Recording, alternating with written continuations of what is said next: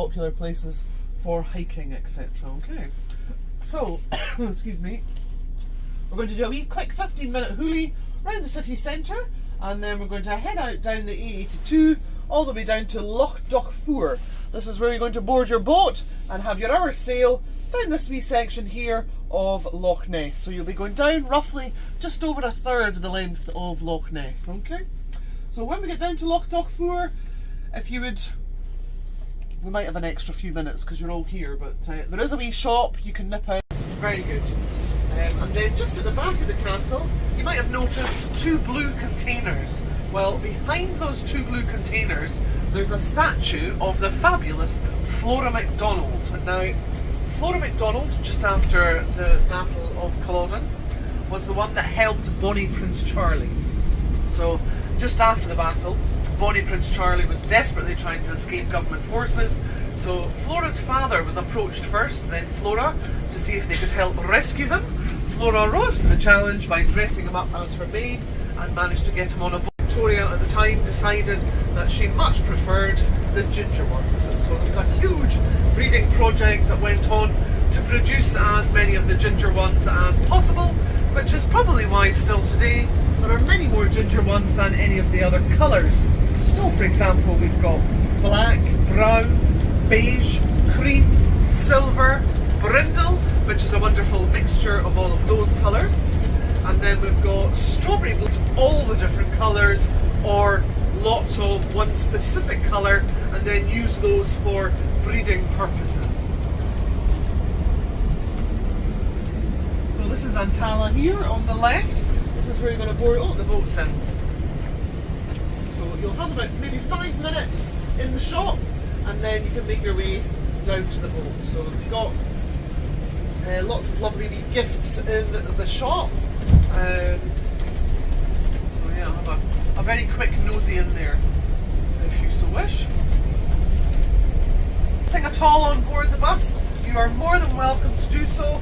I'll be with the bus pretty much the entire time. If I'm not, when I come down to the boat to make sure that you've all got on the boat all right, the bus will be locked. Same at Urquhart Castle, okay? 0.7 miles wide. You've got the wee RNLI lifeboat station over there, the wee white building with the blue door that you can see over there. And then down here there's a wee extra nook to the bay here. It's a wee sandy bay. It's about a foot deep, but the further out you wade into the water, the deeper it gets, till it gets to about chest height. And then there's what the locals call the drop-off. This is an underwater ledge, and it drops down 500 feet into an abyss below. You've got Foyer's hydroelectric dam, and when they turn the power station on, the level of Loch Ness, when they start pumping the water through the hills, the level of the loch goes down by 30 centimetres, which is an enormous volume of water that is obviously being pumped through that whole system there. Left hand side here we've got Borlam Farm. They do some amazing work with disabled riders. They take them across the road into the alder woodlands there on the right hand side, round several of the trails, and then eventually they'll wade the horses through the water there and then back up to the riding school. Another William to Inverness, dipping down the wee side road back there through the village of Drumnadrochit, out the other side and eventually into Inverness via the hills. But there is another walk, so that's the Great Glen Way. The other walk is called the West Highland Way, and that one takes you from a wee place just outside Glasgow called Mulgai all the way to Fort William. So if you're feeling extra fit up here, right up at the back of the hill up, you can see the hill at the back. So there's a wee glen, as we call it, or valley, right up at the back there. And right up at the top, there's a wee waterfall there, and it's called Divach Falls, D-I-V-A-C-H. Sounds like a G, Divach, but it's between hockey and golf. Hockey, you can lift the stick up to knee height. Golf, you can swing the club round your head. Shinty, you can swing the stick round your head. Small leather ball.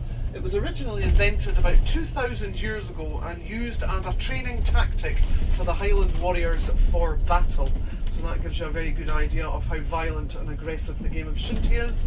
Fiddlers, very good at whisky tasting. Right hand side here, a wee miniature of Urquhart Castle, all decorated with heather, succulents, and in spring, summer, an exhibition centre for the believers. Very good fun. However, there is another centre just a wee bit further back there, about 200 metres behind us, and that is called the Loch Ness Exhibition Centre, and it's run by a super gentleman called Adrian Shine. And for the last 55 years, Adrian's been going out on Loch Ness, scanning the loch, looking for evidence of a plesiosaur in Loch Ness there. So he's had some interesting findings over the decades. The church, a kirk as a church, so hill behind the church. So just climbing up this wee hill here. It's also known by the locals as Icicle Alley, and that is because on the left hand side, the wee rock face there on the left, over the winter months is usually covered and dripping with most enormous icicles, pretty much for the duration of the winter. It's quite a damp area up here, so usually a sheet of ice permanently, and then a ring of Caledonian pine trees around it. You'll know that in the centre of it there's an ancient ruin of an ancient cairn site.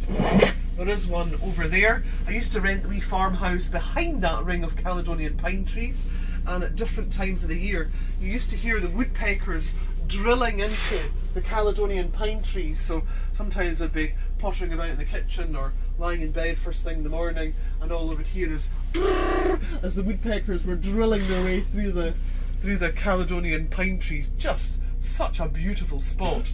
But out the back of the farmhouse there's actually the old sort of semi-ruins of the family croft house. And in the croft house you've got some of the old furniture that Colin McRae, that's the gentleman that I used to rent the wee farm off, yeah, so all his ancestors grew up in that old croft house. But just, fabulous building. He's actually put a tin roof on the top of it now just to preserve some of what's left over of his relatives' ancient furniture, like the old style cabin beds. They look like was a double belt to keep them extra warm over your sort of severe cold winters, etc. Even the old hand-cranked thrashing machine is in there for separating the wheat from the chaff, and all types of machinery. But yeah, Flora at the back used to go in and have a wee nose every now and again and just think, God, I wonder what it was like living like that back then, you know. Would have been a wee single-track dirt road going from Glenurquhart country through the hills and then all the way down into Clan Fraser country. So back in the day, during the time of the clearances, government forces and the police would trudge their way over the hills through this area here and down into Clan Fraser country. Because I was going over the Keswick Bridge to do my school run over that way around the Black Isle, and then come back in to do this run. But that hill, it's just gorgeous in the sunrise, especially when there's snow on it. Just this beautiful pink colour. But the Beauly Firth there, so a firth is basically an inlet of sea, and when the tide's out, best examples of sand flats and sand bars. But you can't see it at the moment because the tide is pretty much in, so you'll not see as many seabirds on various different types of gulls and ducks, and then all your other ones you'll see them feeding on the sand flats and sand bars. But right up the middle of the Beauly Firth there is actually a really deep channel that runs right up the middle. And when the tide is in, right in the height of the summer months, we've quite often got minke whales, bottlenose dolphins and seals that swim up the middle channel there.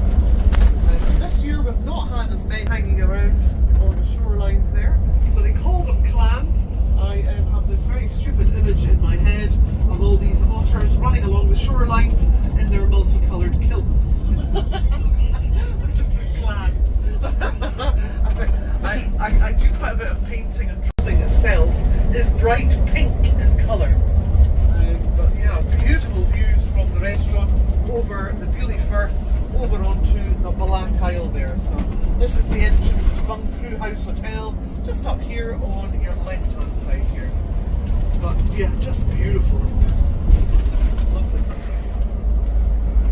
And then over there, the Black Isle. So the Black Isle, it's not actually an island, it is just a peninsula of land that juts out into the Beauly Firth, Murray Firth, North Sea, and then away over the other side of the Black Isle, we've got Cromarty Firth and the wee village of Cromarty on the Loch Ness, looking out over onto Nig, which is where the oil industry takes out of. So in the Cromarty Firth you have some enormous oil rigs set up. It's quite similar scenery to here, but you'll have big oil rigs set up in the water over in the Cromarty Firth.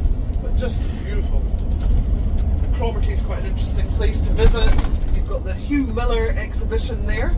So he was around the early 1900s, and he was a geologist amongst many other different things as well. And his old house is actually open to the public, so you can go in and have a look around. There's a wee exhibition and museum that they've set up in his old house. But yeah, Hugh Miller, fascinating gentleman. So Black Isle, so called due to its very dark, rich, fertile soil. Many different agricultural projects going on over there from farming perspectives. So lots of crop growers, fruit, veg, cattle farming, sheep farming, chicken farms, egg producing. Tom, if you wish to go on there and have a wee look at that.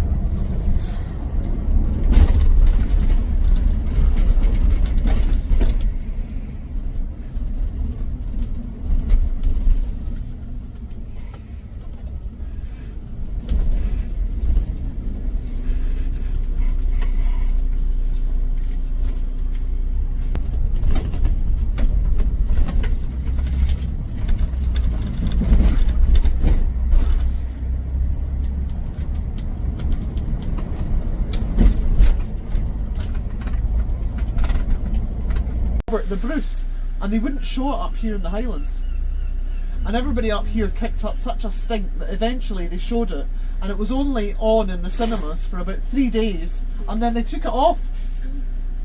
But it took a real stink to try and get it into the cinemas because they just were not wanting to show it.